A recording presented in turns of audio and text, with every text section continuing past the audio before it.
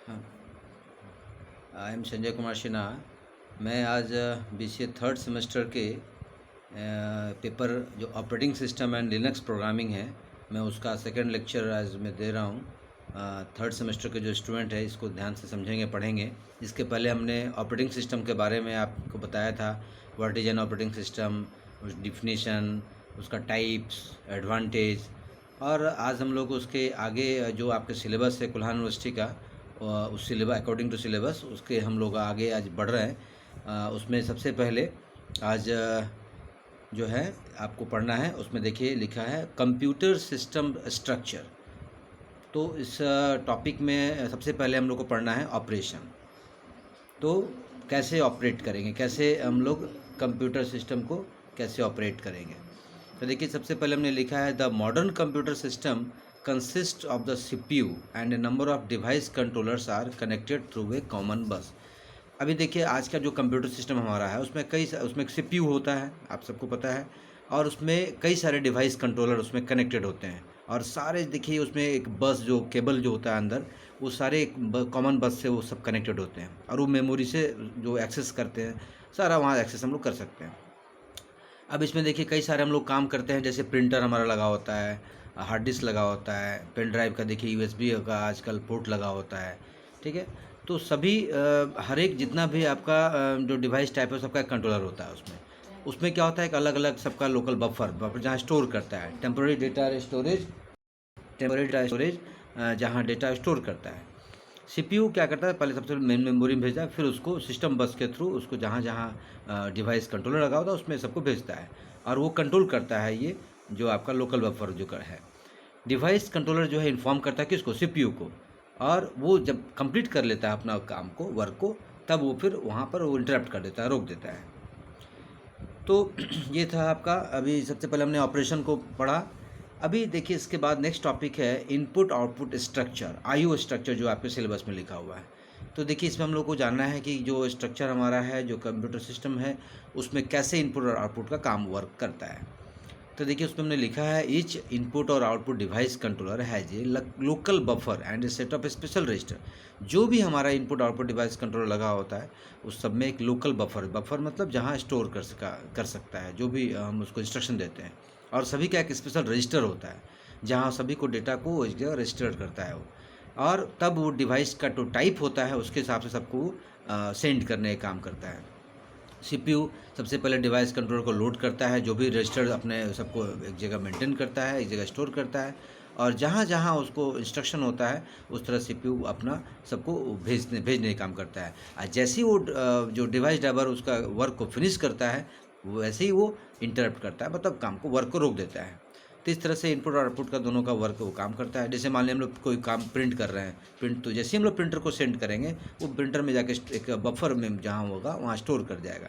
और वो जब कंप्लीट कर लेगा तो वो फिर मैसेज को एक पास करेगा आपके CPU को। तो इस तरह से ये इनपुट और आउटपुट का वर्क करते चले जाता है।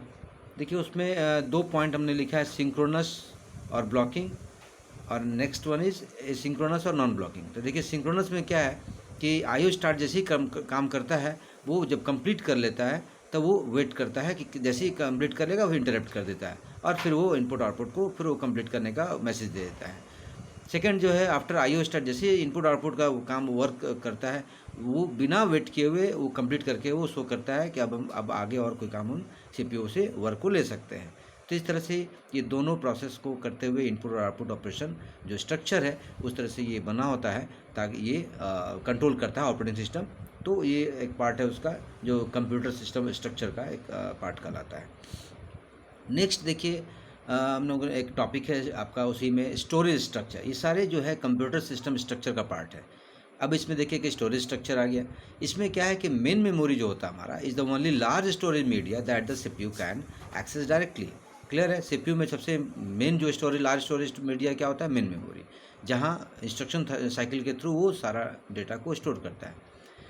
अभी देखिए उसमें फेच करता है, सबसे पहले इंस्ट्रक्शन फ्रॉम मेमोरी से मिलता है, फिर उसको रजिस्टर करेगा जहाँ जो IR बोलते हैं हम लोग, instruction register. Then increment the program counter, जैसे जैसे उसको मिलते जाएगा वो एक प्रोग्राम काउंटर करो, वो सब जगह इंक्रीमेंट करते आगे बढ़ते जाएगा। और तब वो एग्जीक्यूट कराएगा, उसको डिकोड करके एग्जीक्यूट कराएगा और उसको स्टोर कर लेगा इंटरनल रजिस्टर में, और रिजल्ट आपको मेमोरी एड्रेस में शो करेगा। तो ये इसका एक साइकिल चलते रहता है। अभी देखिए कहता है कि main memory small and typically volatile. Clear है, मेन मेमोरी क्या होता है, वोलेटाइल ही होता है। सो देर इज सेकेंडरी मेमोरी, इसलिए इसमें सेकेंडरी मेमोरी स्टोर होता है। वोलेटाइल मतलब आप लोग समझ रहे हैं, जो कि अगर पावर अगर उसको नहीं मिले सिस्टम को, या सिस्टम बंद हो जाए, तो वो सारा डेटा उसका जो भी स्टोर होता है वो चला जाता है। इसीलिए हर एक सिस्टम में सेकेंडरी मेमोरी स्टोर होता है, जो कि आपका अगर ज़्यादा अगर स्टोरेज अगर आपका करना है तो वो सारा सेकेंडरी स्टोरेज में वो कन्वर्ट कर देता है। और ये सारा ऑपरेटिंग सिस्टम का वर्क है कि कैसे उसको डिवाइड करता है, कैसे उसको आगे की ओर किस में स्टोर करना है। इसी के एक नेक्स्ट स्टेप में जो है आपका देखिए स्टोरेज एक और पॉइंट है उसमें, स्टोरेज हायरार्की कि कैसे कैसे स्टोरेज होता है। अभी आपसे लास्ट मैंने बता रहा था उसके स्टोरेज स्ट्रक्चर के बारे में। तो अब देखिए एक हायरार्की उसका मेंटेन करता है जो ऑपरेटिंग सिस्टम उसको मैनेज करता है। सबसे पहले देखिए लोकेशन रजिस्टर में जाएगा, लोकेशन में जाएगा, कई सारे उसमें लोकेशन होते हैं, फिर रजिस्टर करेगा, फिर केस में जाएगा, मेन मेमोरी में जाएगा। इस तरह से electronic disk, magnetic disk, optical disk और मैग्नेटिक टेप जहाँ सेकेंडरी स्टोरेज में जहाँ स्टोर कर सकता है। और ये हायरार्की एक्चुअली जो मैनेज करता है वो देखिए स्पीड के थ्रू, स्पीड होगा, कॉस्टिंग भी होगा, वोलेटिलिटी भी होता है, तो ये सब के थ्रू हायरार्की को मेंटेन करता है। Most programs make access to memory which are localize at time. अब ये देखिए जो कई सारे प्रोग्राम जो होते हैं वो एक अलग अलग सेक्शन बटा होता है स्पेस के हिसाब से, और जो उसके लोकेशन के हिसाब से उस तरह प्रोग्राम को रीड करता है और राइट करता है। इस तरह से फिर ये देखिए केस मेमोरी में भी जो फास्टर स्टोरेज सबसे पहले वहाँ स्टोर करता है, और तब main memory can be viewed as a fast cache for secondary memory, और तब जाके मेन मेमोरी से वो सेकेंडरी मेमोरी में कन्वर्ट करता है ये स्टेप से। तो ये अभी तक हम लोगों ने जो पढ़ा आपका ऑपरेटिंग सिस्टम स्ट्रक्चर जो के पहले जो आपका देखिए कंप्यूटर सिस्टम स्ट्रक्चर जो एक टॉपिक है जिसके अंदर में ऑपरेशन था, इनपुट आउटपुट स्ट्रक्चर था, स्टोरेज स्ट्रक्चर था एंड देन स्टोरेज हायरार्की। ये सारे पॉइंट को हमने डिस्कस किया। अब उसी में देखिए नेक्स्ट आपका जो टॉपिक है ऑपरेटिंग सिस्टम स्ट्रक्चर, इसमें कई सारे वर्क है जो ऑपरेटिंग सिस्टम का बहुत इंपॉर्टेंट पार्ट है। तो सबसे पहले देखिए इसमें हमने लिखा है द ऑपरेटिंग सिस्टम स्ट्रक्चर है फॉलोइंग टाइप। इसको देखिए आपके सिलेबस में ही ये सारा पॉइंट को वहाँ पर लिखा हुआ है, जिसमें आपका करीब 7 पॉइंट्स हैं। देखिए system components, operating system device services, system call, system programs, system structure, system design implementation and system generation. तो अब ये सारे पॉइंट्स को मैं अलग अलग आपको एक्सप्लेन कर रहा हूँ। तो सबसे पहले मैं आज स्टार्ट कर रहा हूँ सिस्टम कंपोनेंट्स। अब देखिए सिस्टम कंपोनेंट्स को भी अलग अलग डिफरेंट पार्ट कैटेगरी में बांटा गया है। इसमें देखिए सबसे पहले है process management, then main memory management, next file management, then IO system management, secondary management, networking, protection system and last command interpreter system. तो मैं अलग अलग आपको पॉइंट वाइज इसको एक्सप्लेन किया है। आज आपको प्रोसेस मैनेजमेंट के बारे में इसका एक्सप्लेन मैं कर रहा हूँ। इसको आप देखिए अभी चूँकि स्लाइड जो अभी आपका शो कर रहा है ऑपरेटिंग सिस्टम स्ट्रक्चर का, उसमें जो अभी आपसे बताया मैंने जितना सारा पॉइंट था 7 आपके देखिए कितना पॉइंट है, 7 पॉइंट है, जिसमें system component, operating system services, system calls, system program, system structure, system design implementation and last one is system generation. अब देखिए सबसे पहले इसमें हम लोग को स्टार्ट कर रहे हैं सिस्टम कंपोनेंट। उसमें आपका था आपको बताया मैंने process management, main memory management, file management, IO system management, secondary management, networking, production system and command interpreter system. तो ये सारे कंपोनेंट जो है आपके हैं इसको अलग अलग हम लोगों को एक्सप्लेन करना है ताकि क्लियर आपको समझ में आए। तो सबसे पहले देखिए इसमें जो आज की क्लास में मैं बता रहा हूँ आपको उसमें प्रोसेस मैनेजमेंट है। देखिए प्रोसेस मैनेजमेंट सिंपल है, a process is a program in execution. Clear है, जो प्रोग्राम हम लोग एग्जीक्यूट कराते हैं सीपीयू के अंदर में वो एक पूरा प्रोसेसिंग के थ्रू एक प्रोसेस गुजरता है। तो देखिए उसमें क्या होता है, प्रोसेस नीड्स सर्टेन रिसोर्स, उसको क्या मिलना चाहिए, रिसोर्सेज मिलना चाहिए इंक्लूडिंग सीपीयू टाइमिंग, उसका एक टाइमिंग भी सेट होता है सीपीयू के थ्रू, मेमोरी मिलना चाहिए, फाइल्स होगा एंड इनपुट आउटपुट डिवाइसेज, ताकि ये सारा वर्क वो कंप्लीट कर सके। अब इसमें देखिए जो ऑपरेटिंग सिस्टम ये वर्क एक्चुअली ये ऑपरेटिंग सिस्टम का काम है, जॉब उसी का है कि कैसे इसको मैनेज करेगा प्रोसेस को। देखिए इसका कुछ पार्ट है, activities in connection with process management, process creation and deletion, process suspension and resumption, provision of mechanism for process synchronisation and process communication. तो ये सारे वर्क को ये प्रोसेस मैनेजमेंट के थ्रू जो ऑपरेटिंग सिस्टम है उसको कंप्लीट करेगा task. Next point is main memory management. इसको भी देखिए ऑपरेटिंग सिस्टम इसको मैनेज करेगा। सबसे इंपॉर्टेंट पार्ट है, देखिए memory is a large area of word और bytes, it own address, it is a repository of quickly accessible data shared by the CPU. ये सबसे इंपॉर्टेंट पार्ट है, जो सीपीयू का जो जितना डेटा शेयर होता है वो उसका स्टोर करने का काम यही करता है। मेन मेमोरी वही वोलेटाइल स्टोरेज डिवाइस है। ये ध्यान रखना है कि अगर सिस्टम फेल्योर हो गया तो सारे कंटेंट इसके लॉस कर जाएंगे। फिर द ऑपरेटिंग सिस्टम रिस्पॉन्सिबल, ये सारे जो मेन मेमोरी मैनेजमेंट का जो इसको रिस्पॉन्सिबल होता है वो ऑपरेटिंग सिस्टम का ही पूरा काम वर्क है। और इसको कहाँ स्टोर करना है, कहाँ लोकेट करना है, कहाँ डिलोकेट करना है मेमोरी स्पेस को, वो जहाँ नीड होगा वो मेन मेमोरी को ये मैनेज करते जाएगा। अब ये देखिए नेक्स्ट इसका जो है प्रोसेस आपका है, उसके बाद फाइल मैनेजमेंट। अब देखिए फाइल मैनेजमेंट में क्या होगा, एक file is a collection of related information defined by creator. जो क्रिएट करेगा एक्चुअली ये फाइल को, उसको वो इन्फॉर्मेशन को स्टोर करने का काम जो है ऑपरेटिंग सिस्टम करेगा। अब ये सोर्स और ऑब्जेक्ट दोनों को ये स्टोर करने का काम करेगा। फाइल के क्रिएट करना, डिलीट करना, डायरेक्टरी क्रिएट करना, उसको मैपिंग करना, बैकअप रखना, ये सारा मैनेजमेंट जो है काम ऑपरेटिंग सिस्टम का है।